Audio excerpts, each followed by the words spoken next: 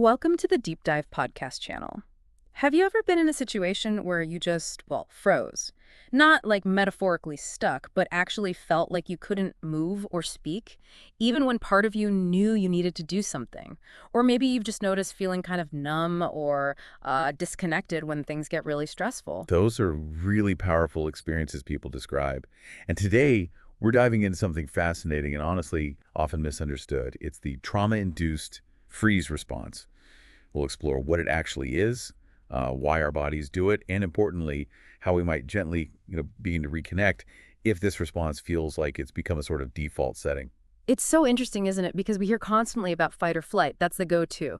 But this stillness, this immobility, it feels almost counterintuitive when you're facing something overwhelming. It really does. It's a crucial piece of the puzzle, though, for understanding how we cope, or sometimes don't cope, with intense experiences. And hey, if this topic resonates with you today, if you find yourself wanting to learn more, we'd genuinely love it if you'd subscribe to the channel. And please, feel free to leave comments or questions. We really value hearing your thoughts. We absolutely do. Okay, so let's jump in. The freeze response. What's actually happening inside us when this kicks in? Okay, so at its most basic level, the freeze response is this incredibly deep biological thing. It's hardwired. When our system senses danger, the first instinct is often, yeah, fight or flight, get ready to confront it or get away. But what if neither of those seems possible or safe? Right. If you're trapped or overwhelmed. Exactly. Then the nervous system has this other powerful strategy. It's like plan C, become still, shut down activity. It's almost like the ultimate camouflage then. If I don't move, if I don't react, maybe the threat just passes me by. Precisely. That's a great way to put it. Think about animals in the wild, like playing dead. It's not a conscious choice they're making in the moment. It's an automatic reflex that can, quite literally, save their life. Okay. And how does that look in humans? Because we're not usually facing predators in the same way. Right. For us, it manifests in, well, a variety of ways. You might feel a profound numbness, emotionally or even physically, or a sense of disconnection, like you're detached from your own body or what's happening around you. Being spaced out? Yeah, dissociation is a big part of it. Zoning out, feeling like things aren't quite real. Sometimes people literally find they can't speak, the words won't come out, or they can't move, even if they want to. There's this feeling of being stuck, foggy, paralyzed almost. And often that comes with emotional flatness, like the feelings just vanish, or maybe a sense of inner emptiness. So the nervous system isn't just slowing down, it's like hitting an emergency start button. That's a good analogy, an involuntary shutdown. And to really get into the mechanics of it, polyvagal theory gives us a fantastic map. Ah, yes. Dr. Porges' work. It comes up so often in discussions about trauma and regulation. How does it explain freeze specifically? So polyvagal theory suggests our autonomic nervous system operates in, let's say, three main modes, kind of like a ladder. At the top, you've got the safe and social state. That's the ventral vagal system.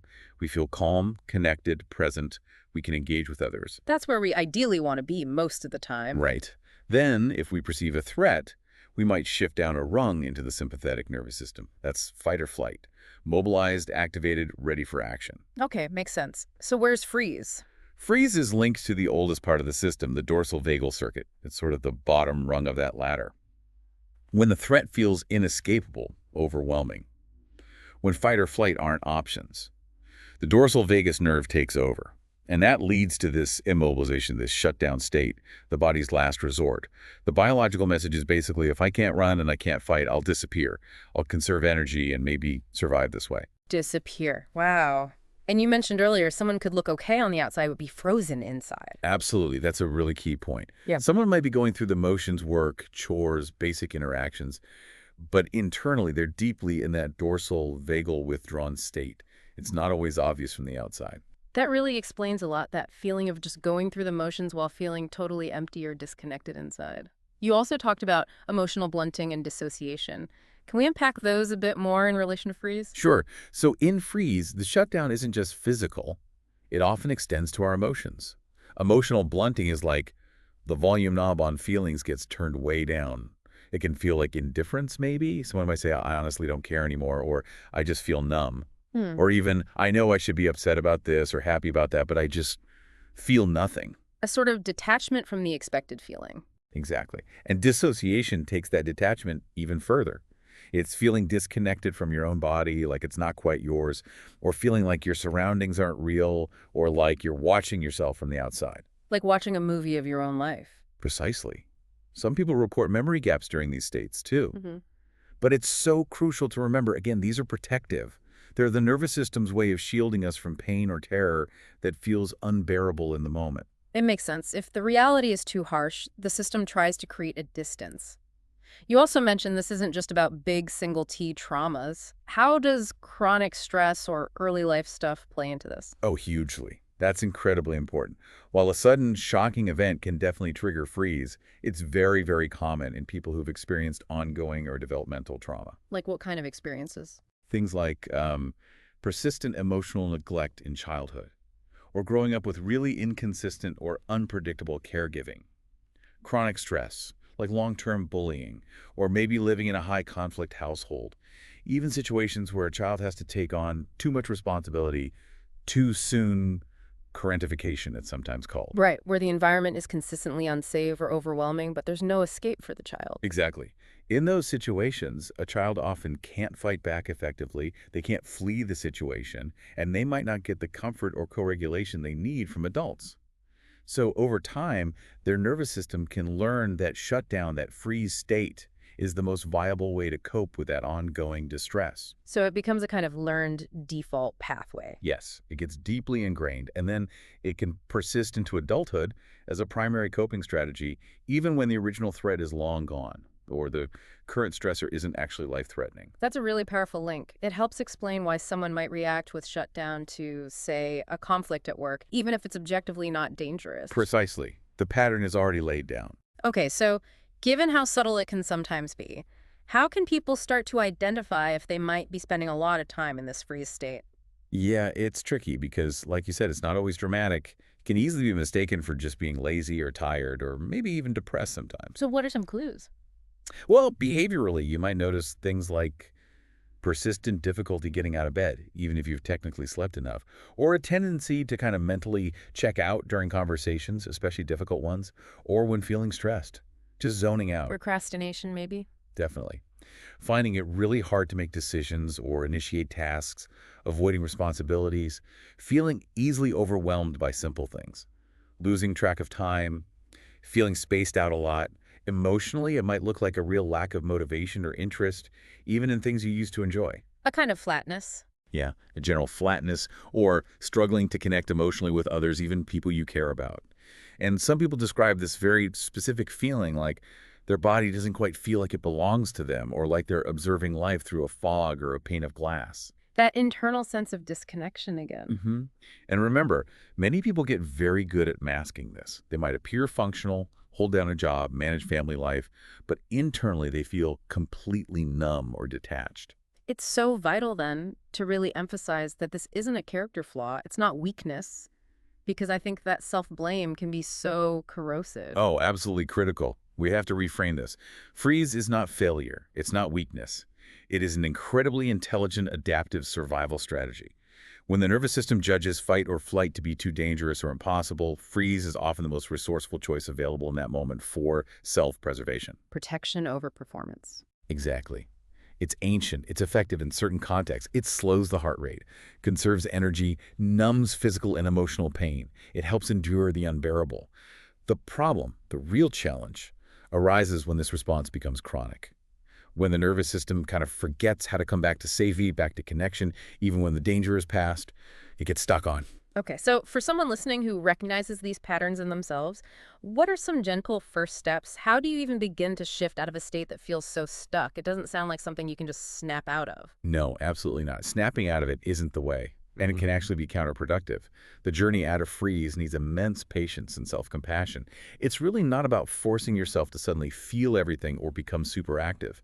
The very first steps are about gently, slowly, rebuilding a sense of safety and trust within your own body, within your own nervous system. Rebuilding trust with your own body. That sounds key. It is, and it helps to have some core intentions guiding you, like no force, no shame or self-judgment, and no fixed timeline. Let go of the pressure. Safety has to come first, always, before trying to express big emotions or process difficult memories. And recognizing that even tiny, tiny shifts, feeling just 1% more present, That's real progress. It's valuable. That focus on gentleness and safety first feels really important. So what are some practical things someone could try? Body-based things, maybe. Yes, somatic body-based approaches are often really helpful here because freeze is such a physiological state. One really simple one is called orienting. Just slowly, intentionally, letting your eyes scan your environment, noticing neutral things or maybe even pleasant things, shapes, colors, textures, what's actually around you right now. This sends subtle cues of safety to your brain. Just looking around the room, basically. Gently, yeah, without any agenda other than noticing. Another one is grounding through your feet, whether you're sitting or standing, just bringing your awareness to the sensation of your feet flat on the floor, feeling the support underneath you. It anchors you in the present. Feeling the ground. Simple but powerful. It can be. Gentle movement is also key, but really gentle, like slow, easy swaying side to side, or maybe rocking gently in your chair. Tiny stretches. Whatever feels accessible and okay in your body, it reminds the nervous system that movement is possible and safe again. Not pushing it, just inviting movement back. Exactly. And finally, breath awareness. Not necessarily deep breathing, which can sometimes feel overwhelming if you're frozen. Just simply noticing your breath. Is it shallow, slow? Where do you feel it in your body? Just observe, without trying to change it initially. It's a way to connect inwards gently. These all sound very doable, very non-threatening ways to start that reconnection. And it makes sense, like you said, pushing too hard could just backfire. It really can. Trying to force yourself to feel more or process faster when your system isn't ready, when it doesn't feel safe enough, can actually deepen the freeze response. It reinforces the need for shutdown. So regulation first. Absolutely.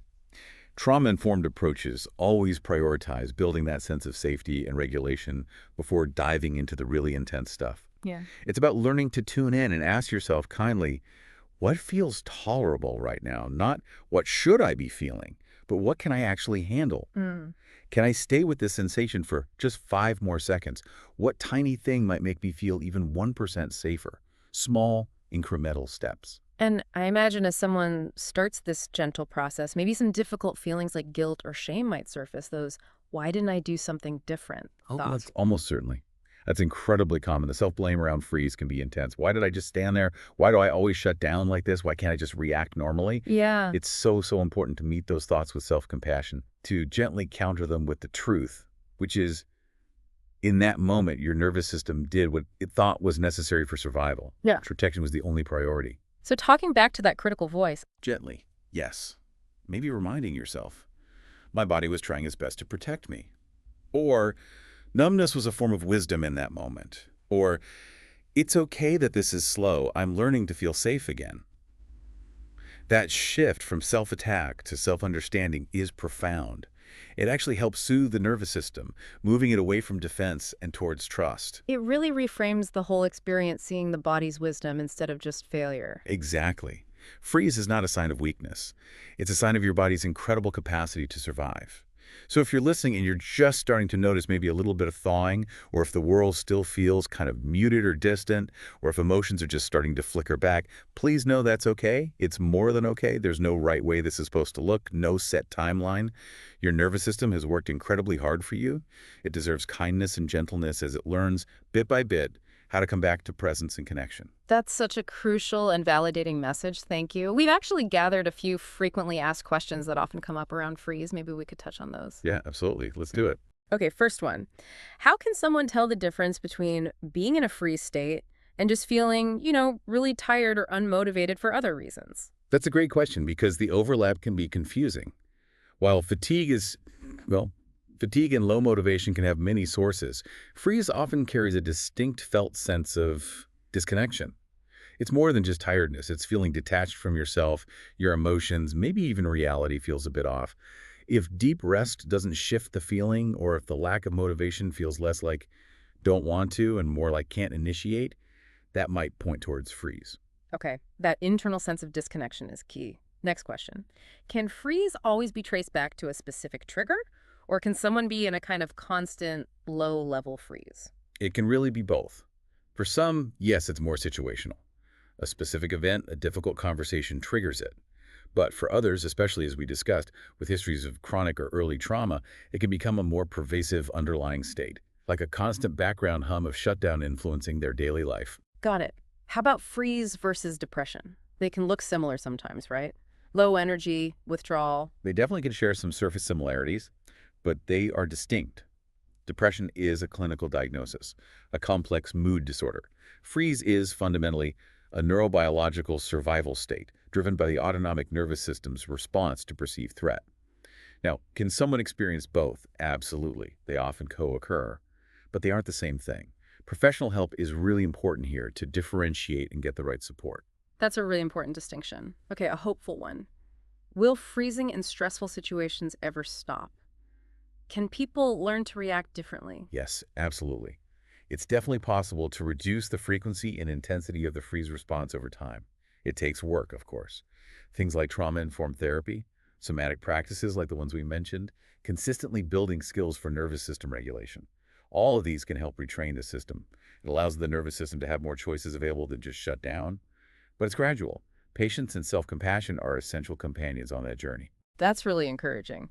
Now, thinking about therapy, can talking about trauma actually make the freeze response worse sometimes? Yes, it can. If it's done too quickly or without enough focus on safety and grounding first, talking about overwhelming experiences can absolutely re-trigger and deepen a freeze state. That's why good trauma therapy is paced carefully. It emphasizes building resources, establishing safety, learning grounding techniques before going into the really difficult material. The goal is to process, not re-traumatize by overwhelming the system. Pacing and safety are paramount. Okay, last one. Is it okay to just feel nothing? If someone suspects they're in freeze but feels completely numb, is that all right? It is absolutely okay. Numbness is not a failure. It's information. It's communication from your nervous system about what it needed to do to cope. Acknowledging the numbness without judgment is often the very first step. Okay, I feel numb right now. My system is protecting me. That acknowledgement itself is a move towards presence, even if feeling hasn't returned yet. It's meeting yourself where you are. Meeting yourself where you are. That's such a helpful way to frame it. Well, this has been incredibly insightful. We really hope this deep dive into the freeze response has offered some valuable understanding, maybe some validation too. Please remember, your body's responses, including freeze, are fundamentally intelligent, designed for your survival. We encourage you to be gentle with yourself, maybe explore some of the simple practices we talked about, and approach yourself with real kindness and patience. Definitely. If you found this helpful and want to explore more topics like this, please do subscribe to the Deep Dive podcast channel. And again, we truly welcome your questions and comments below. We love hearing from you. We really do. Thank you so much for joining us today for this important exploration. Until our next deep dive, please take good care. Take care, everyone.